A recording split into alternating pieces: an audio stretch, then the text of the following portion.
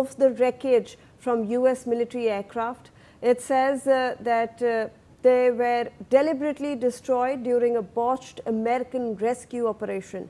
As per reports, the blast was so powerful that it scorched the clear outline of an aircraft into the desert floor. So we have that footage playing out for you as well. This is released by the Iranian media. Let me go across to Commodore Sodhi on this. Commodore Sodhi, obviously this was an operation that has in fact boosted the morale of US President Donald Trump. He seems to be very glad about it. They've managed to rescue both the pilots who ejected deep from within enemy territory, and then they destroyed the C-130Js that could not, in fact, that were stuck in the sand apparently, so they destroyed that, so there is no evidence left over there. Iranians have taken a different note of this entire operation. They are claiming that it was a botched up operation, that's why they had to destroy millions of worth of equipment and aircraft over there. Commodore Sodhi, I want to get your expert views on and what this operation truly entailed for the US and then for Iran as well. Devani, you know, when you look at this operation, one has to accept it that the operation carried out by America is commendable. The way they did this operation under very difficult circumstances with the threat all around.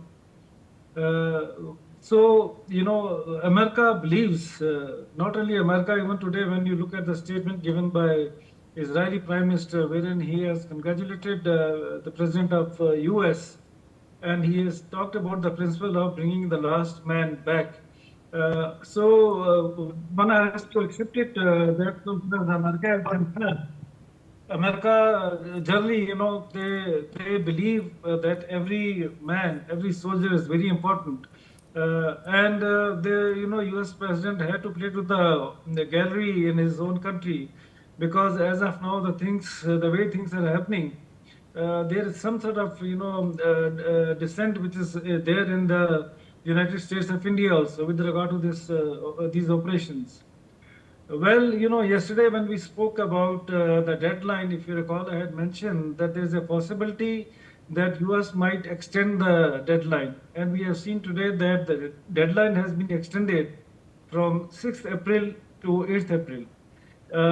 At the same time, the language which is being used by the US president it's not in order, and it's condemnable.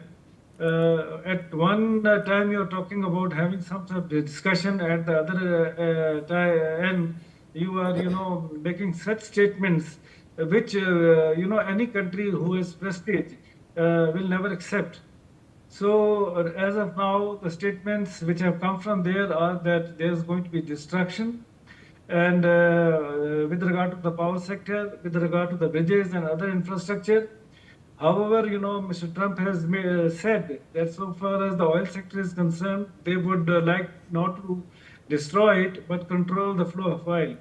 So keeping these things in view, one has to just remember that there is always a possibility that some sort of special operations may be carried out once this deadline is over. Absolutely. In fact, we have some more news related to US President Donald Trump, where Donald Trump was scheduled to hold a news conference in the Oval Office along